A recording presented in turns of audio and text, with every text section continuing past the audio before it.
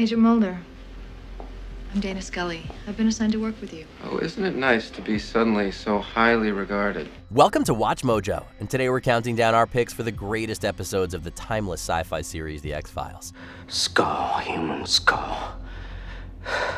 Silver gray. Number 20, Pusher. This classic procedural-style episode follows Robert Patrick Modell, a man with psychic powers who can convince other people to do just about anything. He uses his ability in his work as a hitman, and it later enables him to escape FBI custody and get off scot-free at trial. You deny these charges? Absolutely, Your Honor. I'm not guilty. The tension ratchets up throughout the episode as Modell is constantly one step ahead of Mulder and Scully, and the audience never knows what he'll do next. Where might I find the computer records section? 4th floor, West Wing. The story reaches its climax in an incredibly tense standoff between Modell and the agents featuring a game of Russian roulette. The scene almost didn't make it past Fox's censors, and it left viewers on the edge of their seats. 1 in 6 chance. Number 19, Musings of a Cigarette-Smoking Man. He's been working behind the scenes to keep the truth hidden from the public for years. But until this episode, his identity and backstory were a total mystery. Cigarette? No, thank you, sir. I never touch them. In Musings of a Cigarette-Smoking Man, we learn that his father was a communist traitor, and that he was responsible for the assassinations of both JFK and Martin Luther King Jr., among others. Mine eyes have seen the glory of the coming of the Lord. He's also a semi-failed novelist, with an unsurprisingly cynical outlook on life. At least he might be. At the end of the episode, we find out that this is just one possible backstory that the lone gunmen have discovered. Even if the entire thing is made up, getting an insight into the smoking man's life was an unexpected treat for fans. Life is like a box of chocolates. Cheap, thoughtless, perfunctory gift that nobody ever asks for. Number 18, Dwayne Barry. The first episode, directed by creator Chris Carter, this thrilling Season 2 storyline completely upended the show's mythology. The title character believes he's been abducted by aliens multiple times. No, not again! He escapes from a mental hospital, taking hostages with him and leaving Mulder and Scully to resolve the crisis. When Mulder confronts Barry, the special agent discovers that he's not as ready for the truth as he thinks he is. You're making it up. Isn't that what they've been saying to you, Dwayne? The episode ends on a cliffhanger that shocked fans and raised the stakes in a way no previous episode had done. It earned Carter a well-deserved Primetime Emmy nomination for writing.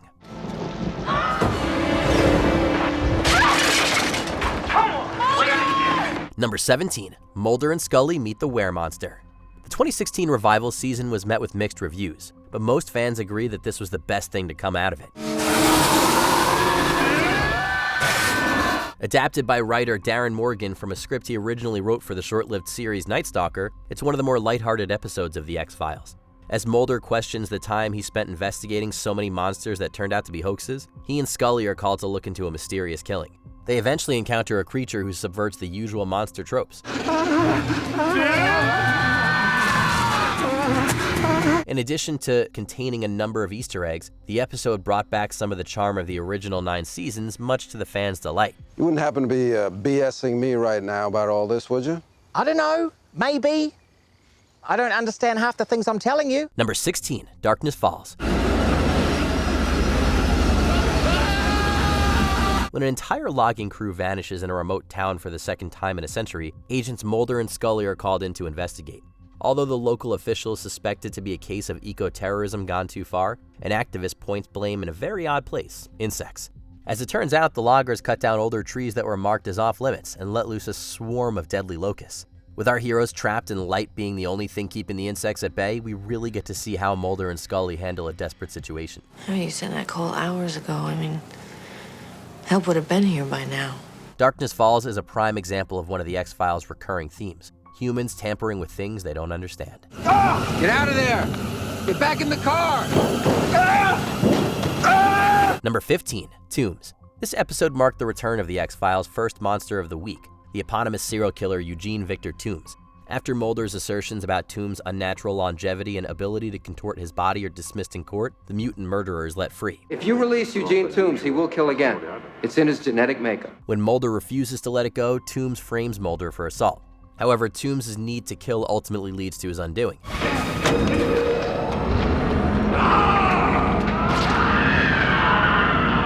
The story also introduces Walter Skinner, who, despite his eventual role as a critical ally of the X-Files, is looking for any excuse to shut them down, albeit under the watch of the shadowy Smoking Man. Then may I advise you to step away for a while.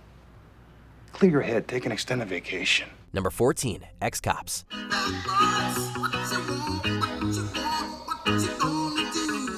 When you heard the opening theme song to Cops at the beginning of this episode, you might have thought you were watching the wrong show. Although it's not a true crossover, since Cops is a reality show and the X-Files is definitely not, it had the feel of a crossover. We're investigating a case. What case? Same case you're working on. Mulder and Scully investigate a monster of the week that, like a boggart from Harry Potter, takes the shape of its victim's worst fear. Meanwhile, their activities are being filmed for an episode of Cops, which annoys Scully but excites Mulder. The episode highlights the writer's incredible skill at terrifying fans one week and making them laugh out loud the next. I don't know, you gotta figure there's enough fear in the world that if it doesn't show up in Willow Park, it's gonna show up someplace else. Number 13, Beyond the Sea. Everyone who's watched this show knows that Mulder is the believer and Scully's the skeptic.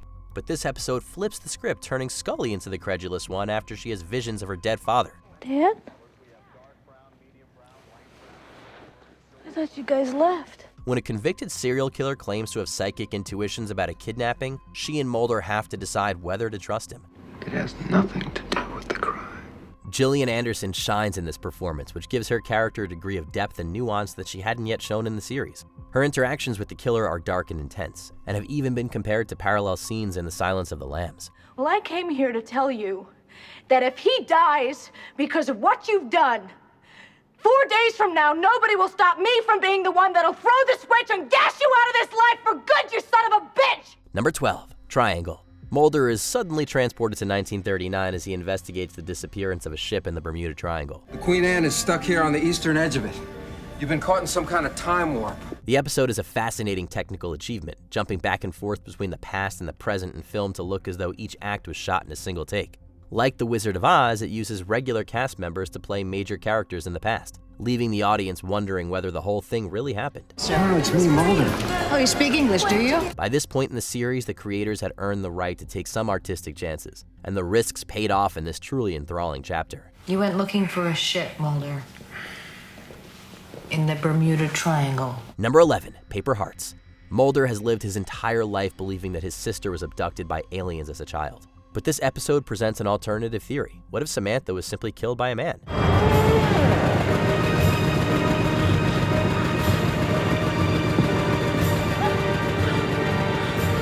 When new evidence turns up linking a child serial killer to the Mulder family, he's forced to consider that possibility as well as the likelihood that everything he believes is a lie.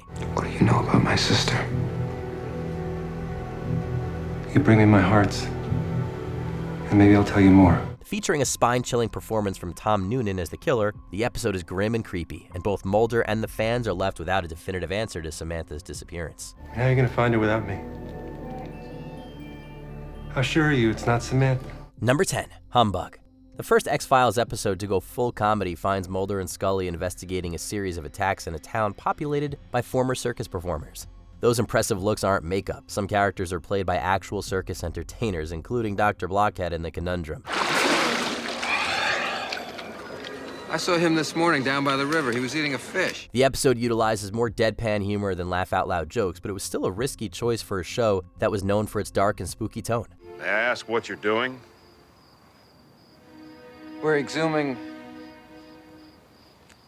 your potato. However, the wit and the endearing group of oddballs at its heart quickly made Humbug a fan favorite. You see, I've seen the future, and the future looks just like him. Imagine going through your whole life looking like that. Number 9, Small Potatoes. Another delightfully comedic episode, this one follows a pitiable janitor named Eddie who can take on other people's appearances. Instead of using his talent to become a supervillain, he assumes false identities, including that of Luke Skywalker, so he can sleep with random women. His name is Luke Skywalker. He's what's known as a Jedi Knight. The premise is even funnier when you realize that the goofy shapeshifter is played by Darren Morgan, who wrote some of the smartest episodes in the series. When Eddie takes the shape of Moulder, David Duchovny gets to flex his comedy chops playing the janitor in disguise as his character. I was just here. Where did I go? Huh? The episode is a lighthearted outing that isn't afraid to poke fun at itself and its leads. There was a man. He looked exactly like me. Did you see where he went? Down the hall. Number 8, Bad Blood. In this comedic episode, it's a case of he said, she said when Moulder kills a young man he believes to be a vampire. Look at that. To make sure they have their story straight, Scully relates her version of what happened, while Moulder presents his own. The contrast between their stories and the way each exaggerates the other's negative traits while making themselves look more competent is hilarious. What's really going on in the town is stranger than either of their recollections though, but we don't want to spoil that here. You are in big trouble. Number 7, home. Home is where the horror is. When a baby with birth defects is found dead after being buried alive, Moulder and Scully stumble upon a warped, murderous, and incestuous family. Hey, Sheriff, who lives in that house there? The only episode never rebroadcast on Fox, Home features some of the most graphic violence in the series, along with some of the most horrifying subject matter in the entire series. And that's saying a lot. Reminiscent of the 1974 classic The Texas Chainsaw Massacre, Home puts Moulder and Scully in the middle of a slasher story. Pastor, no! It's telling that despite the many grotesque and supernatural creatures depicted in the X-Files each week, among the most disturbing of all were these, essentially human monsters. Federal agent aboard! Number 6, Anasazi. A pivotal episode in the overall arc of the show, Anasazi has a lot happening, from the death of Moulder's father, as well as the revelation of his role in the disappearance of Moulder's sister, to the discovery of evidence of the alien conspiracy encrypted in Navajo. Is it worth it? Is this cassette worth risking everything? I'll tell you when I find out what's on it. Now just tell me who I can talk to about breaking that code. The truth-seeking agent is really put through the ringer this time, emotionally and physically. Dosed with paranoia-inducing drugs and running a high fever, Scully, through it all, tries to keep him from losing his job and being framed for his father's murder. You shot me. Yes, I did. You didn't give me much choice. Along with its 2 follow-up episodes, Anasazi revealed parts of the truth while deepening the series' central mythos.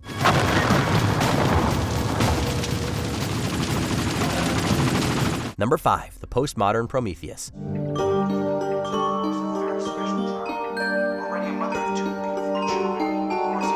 A black and white tribute to the classic Frankenstein films. This episode details a town's own fantastical local legend, the Great Mutato. Oh, that's the Great Mutato. Afflicted with a second face and other deformities, Mutato is the result of a mad scientist's experiments. Framing his creation for murder, the scientist incites the townsfolk into an angry mob, complete with torches. That repulsive physiognomy is the vilest perversion of science. However, Mutato proves to them that he's not a monster, merely a lonely man with a love of Cher and peanut butter sandwiches, leading our agents to make sure Mutato's story gets a happy ending. With its distinctive style and exploration of themes like motherhood and human connection, the Postmodern Prometheus is a must-watch. Despite my appearance, which you see is quite horrible to the human senses, I have never acted to harm another soul. Number 4, Jose Chung's From Outer Space. Much like Bad Blood, Jose Chung's From Outer Space features multiple points of view, all told to author Jose Chung about the events surrounding a pair of teenagers' apparent abduction by aliens. Jack, what is that thing? How the hell should I know? Many of the stories are contradictory and nonsensical, featuring Air Force pilots masquerading as aliens and a bizarre man who starts a cult where an alignment can be found at the center of the Earth. Assuming, of course, that your soul is able to avoid the lava men. Furthermore, we are treated to an appearance by the Men in Black, played by Jesse Ventura and Alex Trebek, who insist that UFO sightings are merely an illusion of light off the planet Venus. I find absolutely no reason why anyone would think you crazy if you describe this meeting of ours. You're feeling very sleepy, very relaxed. Number 3, Pilot. Sorry, nobody down here but the FBI's most unwanted. Untrue, Moulder. Our most wanted federal agents are first brought together to investigate a group of murdered high schoolers, and of course, Moulder believes may have been abducted by aliens. This is the way it happens. I don't know how I get out there. I'll just find myself out in the woods. So much that to find the series is laid out here, from Moulder's belief in the paranormal and his obsession with his sister's disappearance, to Scully's role as a skeptical and logical counterpoint. You don't honestly believe this is some kind of an extraterrestrial. This is somebody's sick joke. We can do those x-rays here, can't we? The ever-present smoking man even has an appearance, establishing the government's conspiracy to keep the public in the dark. The X-Files' first episode is still a great hour of television and a fantastic way to kick off the series. Agent Moulder believes we are not alone. Number 2, Ice. In a plot reminiscent of John Carpenter's The Thing, a remote station in a frigid climate is terrorized by an unknown organism. The opening scene, featuring 2 bloody, crazed men killing each other, leaves a lasting impression, and things remain tense even after Moulder and Scully are called in. Before we touch anything, we have to thoroughly document the scene. As they and their fellow investigators become exposed to the parasitic creatures and turn paranoid, The still new partners must learn to trust one another to escape the desperate situation and find a cure. I'm not gonna let him stick a needle in me. He could be infected. He has to be confined now. Although some strong and engaging stories preceded it, ICE is when the X-Files really began to hit its stride. What would happen if this got into the population? A city the size of New York could be infected within a few days. Before we continue, be sure to subscribe to our channel and ring the bell to get notified about our latest videos. You have the option to be notified for occasional videos or all of them. If you're on your phone, make sure you go into your settings and switch on notifications. Number 1. Clyde Bruckman's Final Repose. Clyde Bruckman is a psychic able to see how people die. Instead of becoming a television psychic, however, Bruckman takes the high road and uses his knowledge to sell insurance to provide for those the deceased will leave behind. As a young husband, I think you're going to find that your new responsibilities to your family take precedence over your recreational needs. But when a psychic begins killing other fortune tellers, Bruckman is called on by Moulder and Scully to assist in apprehending the killer, and must face his own heartbreaking destined fate. He thinks he's psychic. Is he? I hope not. Peter Boyle's understated, funny, tragic portrayal of Bruckman earned him a well-deserved Emmy Award, and made this episode a true gem. Why does anyone do the things they do? Why do I sell insurance? I wish I knew. Which X-Files episode kept you up at night? Let us know in the comments below. Come on now, you're pissing me off! Did you enjoy this video? Check out these other clips from WatchMojo, and be sure to subscribe and ring the bell to be notified about our latest videos.